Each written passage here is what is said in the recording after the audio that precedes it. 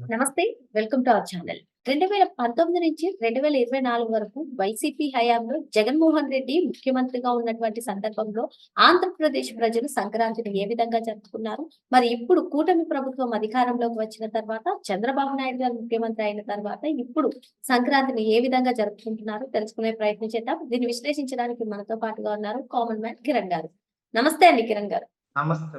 గడిచిన 5 ఏళ్లు సంక్రాంతి పండుగను ఏపీ ప్రజలు ఏ విధంగా చేసుకున్నారు? మరి ఇప్పుడు కూటమి ప్రభుత్వం అధికారంలోకి వచ్చిన తర్వాత ఇది రెండవ సంక్రాంతి. మరి ఇప్పటికే ప్రభుత్వ పండుగ డిక్లేర్ చేయడం కానివ్వండి, బాబు గారు అసలు ఈ కోడి పందాల గురించి మాట్లాడుతూ దీన్ని ఆడుకోండి కానీ జూదంగా మార్చుకోకండి అంటూ హెచ్చరించడం కానివ్వండి, వీటన్నిటిని కూడా ఏ విధంగా చూడాలంటారు? ఇప్పుడు అసలు ప్రజలు సంక్రాంతి పండుగని ఏ విధంగా సెలబ్రేట్ చేసుకోబోతున్నారంటారు? 2019లో రాష్ట్రానికి దరిద్రం పట్టిందమ్మా.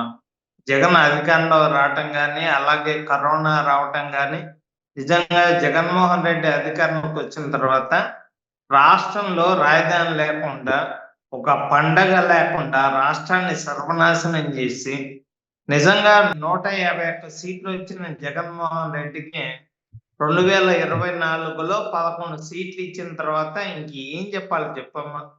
దాదాపుగా ఒక పండగ లేకుండా, ఏమీ లేకుండా రాష్ట్రాన్ని సర్వనాశనం చేసి, ఇష్టానుసారంగా అక్రమ కట్టడాలు కట్టి, మొత్తం 10 లక్షల కోట్ల పైగా అప్పు చేసి, మొత్తం సర్వనాశనం చేశారు. వాళ్ళ పార్టీని 11 సీట్లు ఇచ్చిన తర్వాత ఇంకేం చెప్పాలి చెప్పమ్మా? ఇప్పుడైతే రాష్ట్రానికి ఒక రాజధాని అంటూ ఉన్నది. దాదాపుగా వచ్చే సంవత్సరం మార్చి కల్లా దాదాపు రాష్ట్రంలో పోలవరం ప్రాజెక్టు పూర్తవుతుంది.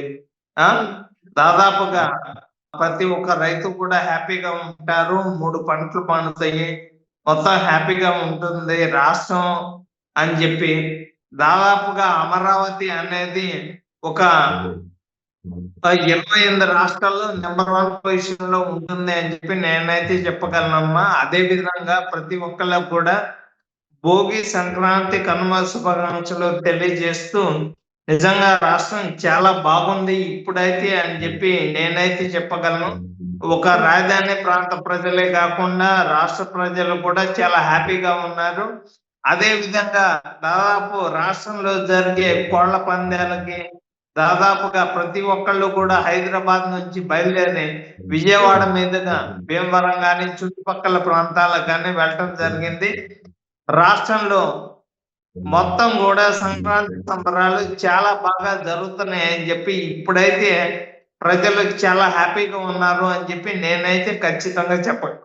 వైసీపీ హయాంలో ప్రజలు ఎక్కడున్నా అంటే హైదరాబాద్ నుంచి కానివ్వండి, లేదంటే వేరే రాష్ట్రాల నుంచి కానివ్వండి, వాళ్ళు వచ్చే వాళ్ళంతా కూడా సొంత రాష్ట్రానికి రావడానికి కూడా భయపడ్డారు అని చెప్పి చాలా మంది చెప్తుంటారు. ఎందుకు? నిజమేనా?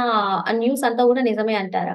2019లో జగన్మోహన్ రెడ్డి అధికారంలో ఉన్నప్పుడు రాష్ట్రానికి పట్టిన దరిద్రం జగన్మోహన్ రెడ్డి అయితే, తెలంగాణకి పట్టిన దరిద్రం అప్పుడు కేసీఆర్ అమ్మ.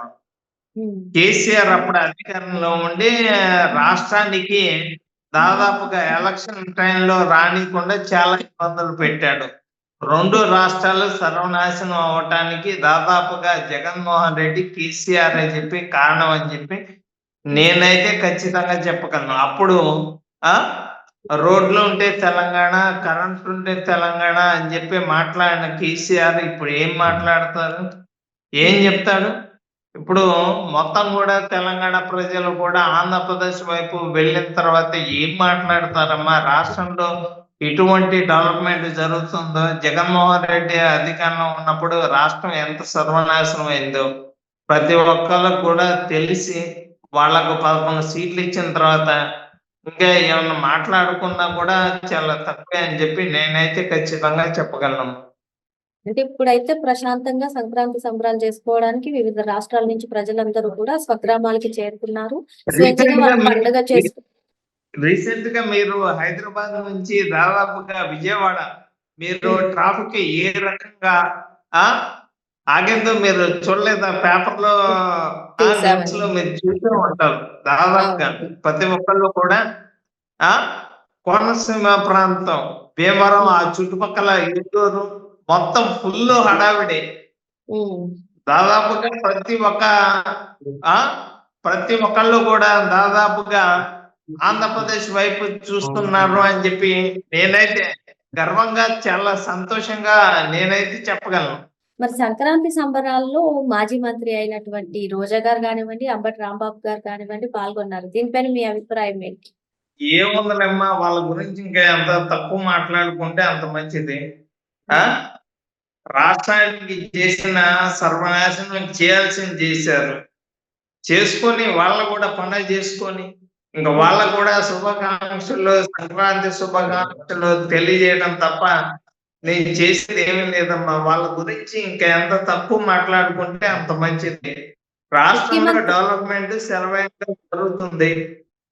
వాళ్ళు చేయాల్సినవి చేస్తున్నారు. ఎన్ని చేసినా కూడా ఆ ఆంధ్రప్రదేశ్ ఇండియాలో నెంబర్ 1 పొజిషన్ లోకి వెళ్ళే విధంగా ఇలాంటి వాళ్ళు ఎంతమంది అడ్డుపడినా కూడా మేము ఎదుర్కోవడానికి సిద్ధంగా ఉన్నాము అని చెప్పి మేమైతే ఖచ్చితంగా చెప్పగలం.